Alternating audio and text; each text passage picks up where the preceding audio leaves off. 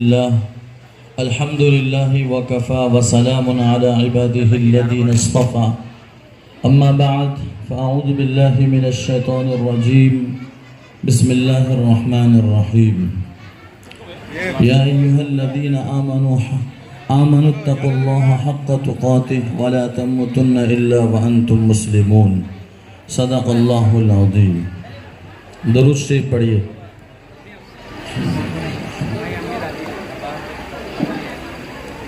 جو وہ حضرات پیچھے بیٹھے ہوئے ہیں اگر وہ بھی آگے آ جائیں تو اچھا ہے.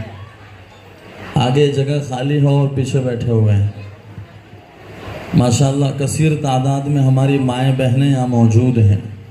مجھے حکم ملا ہے کہ جب تک دلہے صاحب نہیں آتے ہیں تب تک آپ کے سامنے میں کچھ دینی بات کروں.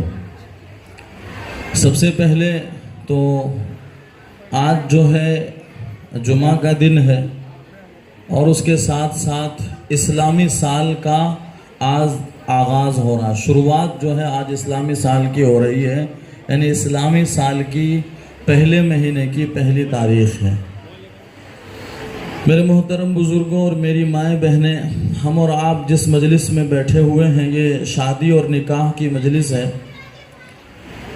شادی کرنا ہمارے اور آپ کے نبی اکرم صلی اللہ علیہ وآلہ وسلم کی بہت بڑی سنت ہے.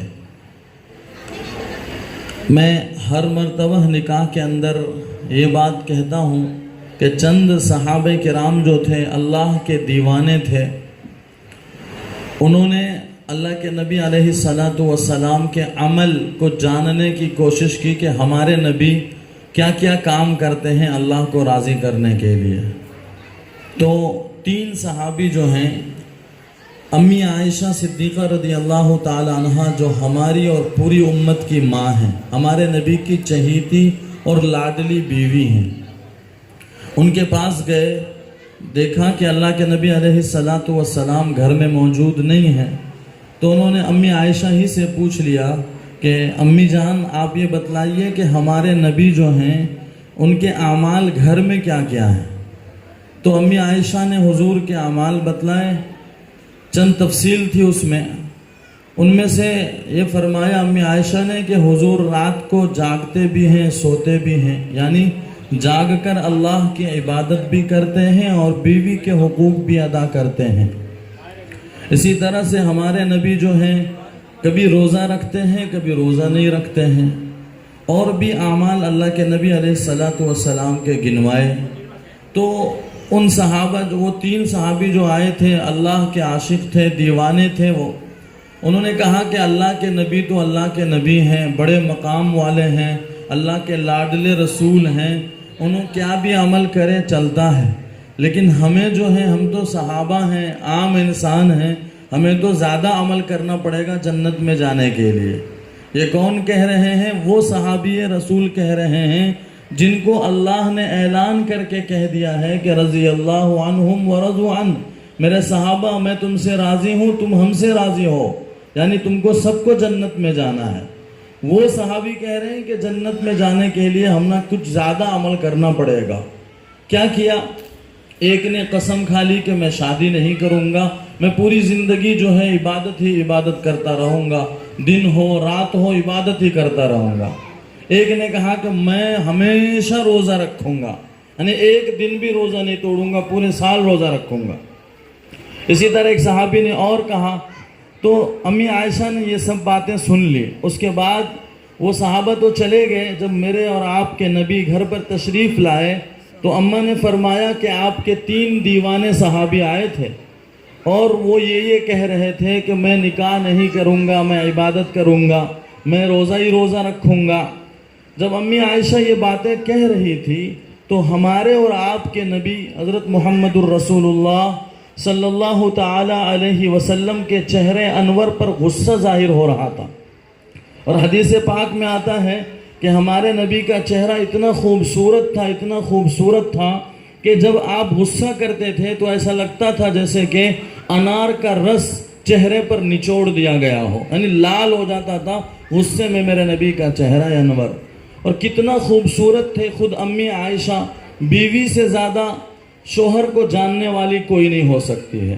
تو امی عائشہ خود فرماتی ہیں کہ میرے نبی صلی اللہ علیہ وسلم اتنے خوبصورت تھے کہ یوسف علیہ السلام کو دیکھنے والی جو عورتیں تھیں جن کو ایسا لگا تھا کہ یوسف بہت خوبصورت ہیں، انہوں نے تو یوسف کی خوبصورتی کو دیکھ کر کے اپنے ہاتھ کاٹے تھے۔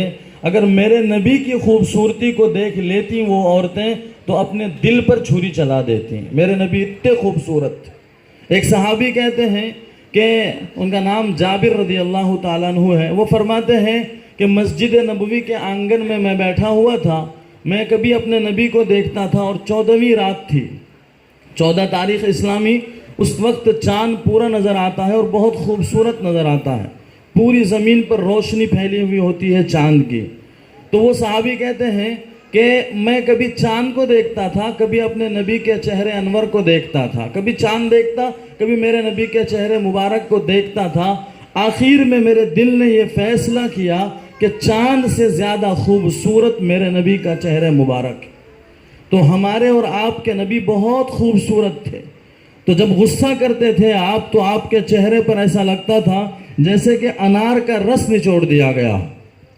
تو امی فرماتی ہیں کہ جب اللہ کے نبی کو یہ کہا گیا کہ آپ کے ایک صحابی نے کہا کہ میں شادی نہیں کرتا، میں پوری زندگی عبادت میں گزاروں گا، تو میرے نبی غصہ ہونے لگے اور فرمایا کہ میں سب سے زیادہ پوری دنیا میں جتنے لوگ بستے ہیں اللہ کو ماننے والے، ان میں سب سے زیادہ جانتا ہوں اور اللہ سے قریب ہوں، لیکن میں شادی بھی کرتا ہوں، روزے بھی رکھتا ہوں، روزہ نہیں بھی رکھتا ہوں، عبادت بھی کرتا ہوں، سوتا بھی ہوں، سب کام کرتا ہوں جیسا ایک انسان کرتا ہے وہ سب کام میں کرتا ہوں، حالانکہ میں سب سے زیادہ اللہ کو جاننے والا ہوں۔ تو پھر دوسری امت کو یہ حق نہیں ہے کہ وہ یہ کہے کہ میں خالی روزہ رکھوں گا، میں نکاح نہیں کروں گا، ایسا نہیں، بلکہ نکاح کرنا پڑے گا۔ تو میں جو کہ یہ بات ہے نکاح کی مجلس ہے، تو اللہ کے نبی علیہ السلام نے فرمایا میں نکاح کرتا ہوں، اور ایک روایت میں ہے آپ نے فرمایا نکاح میری سنت ہے، یعنی امت کو چاہیے کہ نکاح کرے۔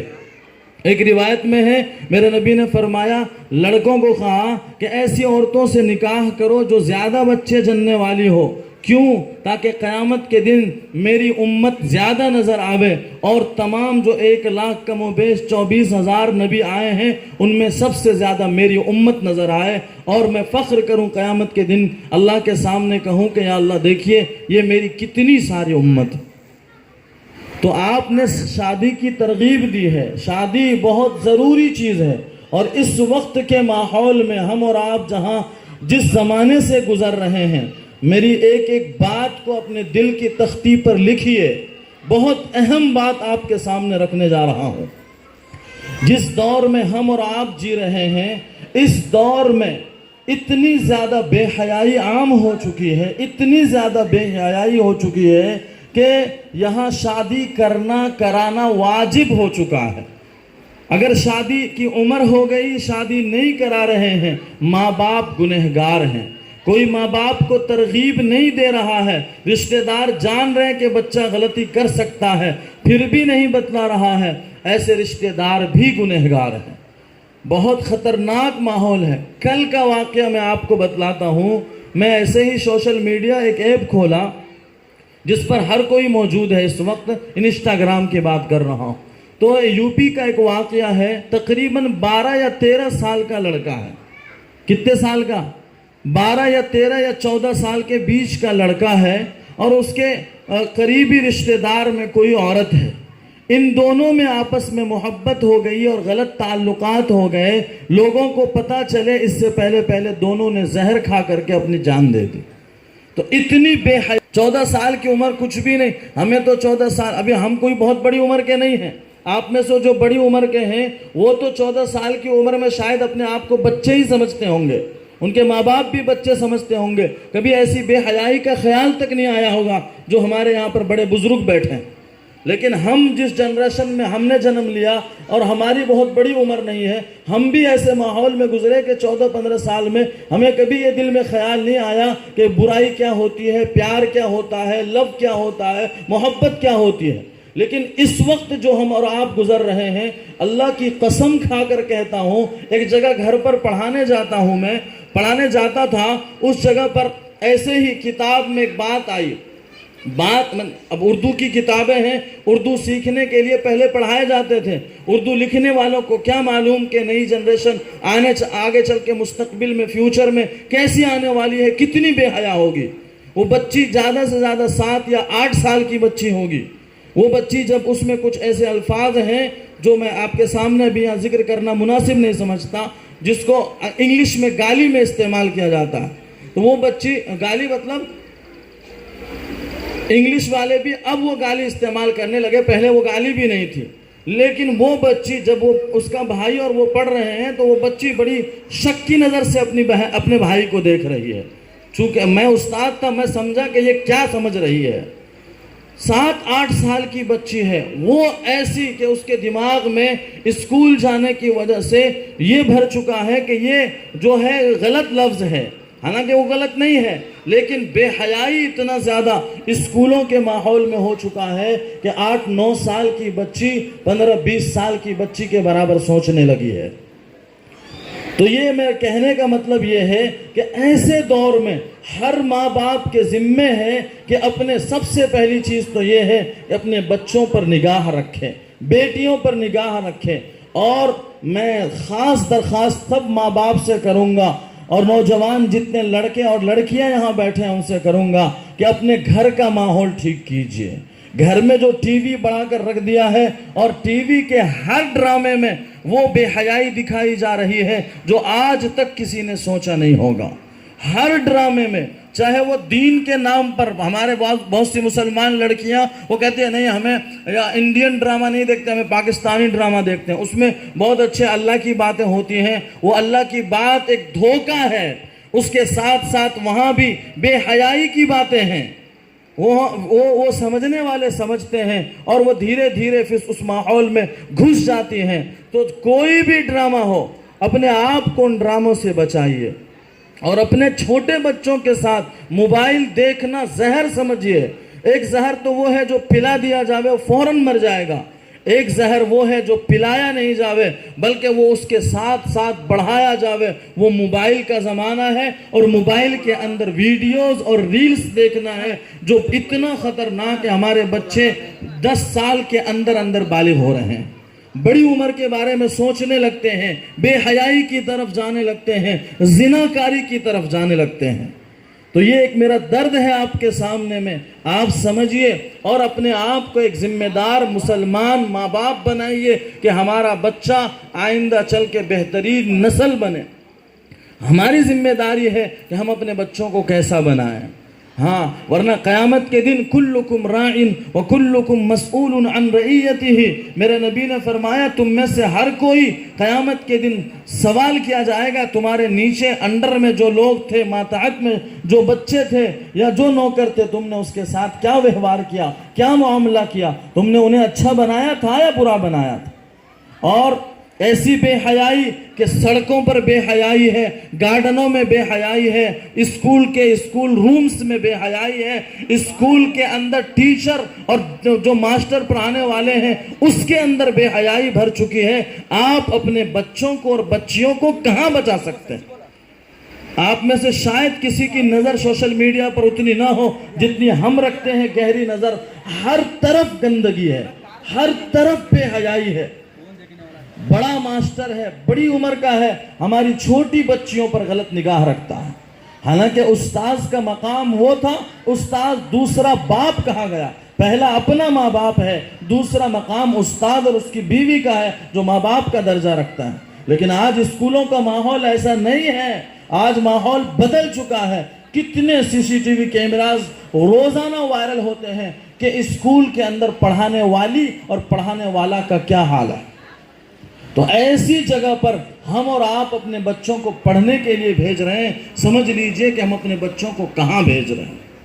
اس لیے آج یہ بھی سوچئے، سنیے کہ اپنے بچوں کے لیے اس اسکول کا انتخاب کیجئے، چوائس کیجئے، چنیے جس اسکول کا ماحول اچھا ہو، دینی ہو، بے حیائی کا ماحول نہ ہو۔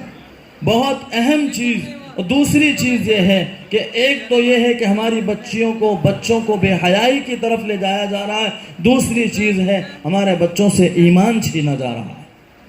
ایمان کے لیے جو سب سے بڑی چیز میرے بزرگوں، حدیث پاک میں آتا ہے، ہمارے نبی علیہ السلام نے ارشاد فرمایا، جب تک دنیا میں کوئی بھی ایک ایمان والا یا ایمان والی باقی رہے گی تب تک دنیا قائم رہے گی، یہ آسمان قائم رہے گا، یہ زمین قائم رہے گی۔ لیکن جس دن ایک بھی ایمان والا ختم ہو گیا، کون بھی ایمان والا نہیں بچا، اللہ تعالیٰ کو اس زمین کی اس آسمان کی ضرورت نہیں ہے، اس کو ختم کر دیں گے، قیامت آ جائے گی۔ تو ہمارے اور آپ کے ایمان کی اتنی اہمیت ہے کہ ہمارے ایمان کی وجہ سے یہ زمین بھی قائم ہے، یہ آسمان بھی قائم ہے۔ اب پھر ہم اور آپ اپنے بچوں کے ایمان کی فکر نہ کریں تو سوچئے کہ کیا عالم ہوگا آگے، اور پھر قیامت کے دن اس کا سوال ہوگا، اس کا جواب دینا پڑے گا کہ ہم نے اپنے بچوں کے ایمان کے لیے کیا کیا۔ ہمارے بہت بڑے عالم دین ہے اس وقت ہمارے ہندوستان کے اندر، آپ بھی پہچانتے ہوں گے، حضرت مولانا خلیل الرحمن سجاد نعمانی دامت برکاتہم العالیہ، اللہ حضرت کا سایہ اس امت پر تادیر قائم و دائم رکھے۔ فرماتے ہیں قیامت کے دن تم سے یہ نہیں پوچھا جائے گا کہ تم نے اپنے بچوں کو اسکولوں اور کالجوں اور یونیورسٹیوں میں پڑھایا تھا کہ نہیں پڑھایا تھا، انجینئرز اور ڈاکٹرز بنائے تھے کہ نہیں بنائے تھے، لیکن یہ سوال سب ماں باپ سے کیے جائیں گے کہ تم نے اپنے بچوں کو ایمان دیا تھا کہ نہیں دیا تھا، مسلمان بنایا تھا کہ نہیں بنایا تھا۔ تو میرے بزرگوں، میرے بھائیوں، ایسے موقع پر ہم آپ سے درخواست کرتے ہیں اپنے گھر کا ماحول ٹھیک کیجئے۔ گھر میں آج بے حیائی کا ماحول ہے، چھوٹے چھوٹے کپڑے پہن کر ماں بھی رہ رہی ہے، بہن بھی رہ رہی ہے جو جوان ہے، باپ بھی رہ رہا ہے، پھر وہ بچے جو اس گھر میں بڑے ہو رہے ہیں وہ کہاں کا با حیا بن سکتے ہیں؟ با پردہ کیسے وہ بیٹیاں ہو سکتی ہیں؟ نہیں ہو سکتی ہیں۔ گھر میں بھی رہیے، اپنے آپ کو پردے میں رکھیے، اتنا پردہ تو ضرور کیجئے جس سے ہمارے بچوں پر غلط اثر نہ پڑے۔ یہی مائیں تھی، کبھی ایسا تھا کہ انہی کے گود میں اللہ کے ولی پلا کرتے تھے۔ ایک ماں کا قصہ میں اپنے بچوں کو مکتب میں بہت سناتا ہوں، وہ یہ کہ غالباً ایک دلی کے اندر ایک بہت بڑے اللہ والے رہتے تھے۔ وہ ایک مرتبہ گلیوں سے گزرے تو ان کے چہرے پر جو نور تھا، وہ نور کو دیکھ دیکھ کر کے لوگ مسلمان ہوتے چلے، کتنے سارے لوگ کلمہ پڑھتے چلے گئے، ان کے ہاتھ پر ایمان لاتے گئے۔ وہ خوشی کے مارے اپنی امی سے جا کر کہتا ہے کہ امی جان، آج تو آپ کے بیٹے کا کمال ہو گیا۔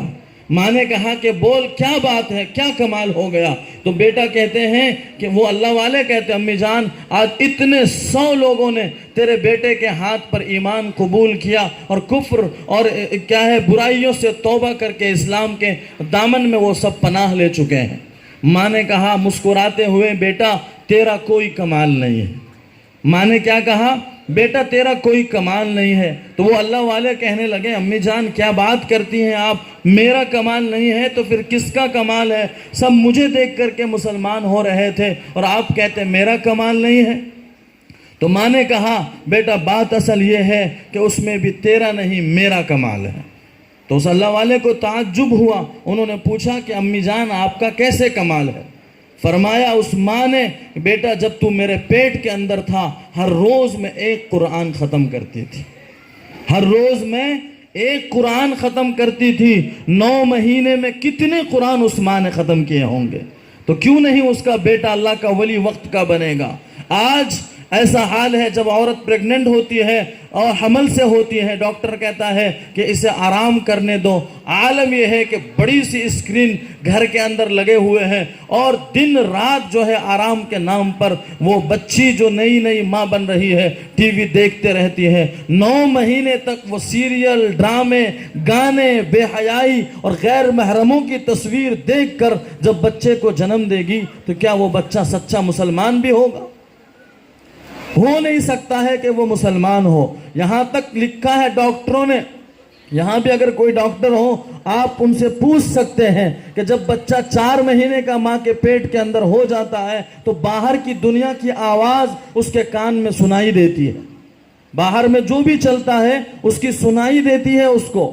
تو اب جب ہم باہر میں زور زور سے گانے سن رہے ہوں گے، ڈرامے دیکھ رہے ہوں گے اور غیر محرموں کی آواز سن رہے ہوں گے تو وہ ساری آواز پیٹ میں پلنے والے بچے کے کان میں پڑ رہی ہوگی. وہ بچہ پھر آگے چل کے کیسے ایک اچھا اور سچا مسلمان بن سکتا؟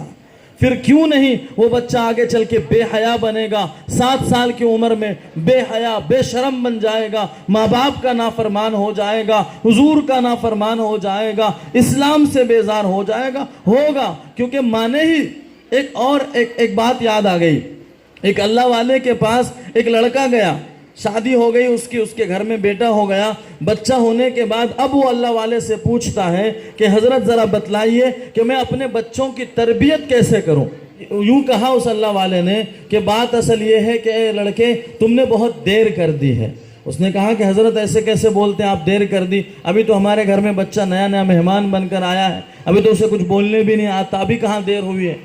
حضرت نے فرمایا اس اللہ والے نے دیر اصل یہ ہو گئی ہے کہ بچے کی تربیت تب سے سوچنا کہ تم جب اس کی ماں کو دیکھنے جا رہے ہو دلہن کی شکل میں تو اس وقت جو دلہن تم پسند کر رہے ہو اس وقت ہی اپنے بچے کے بارے میں سوچنا کہ تم اپنے بچوں کو کیسی ماں دینا پسند کرتے ہو.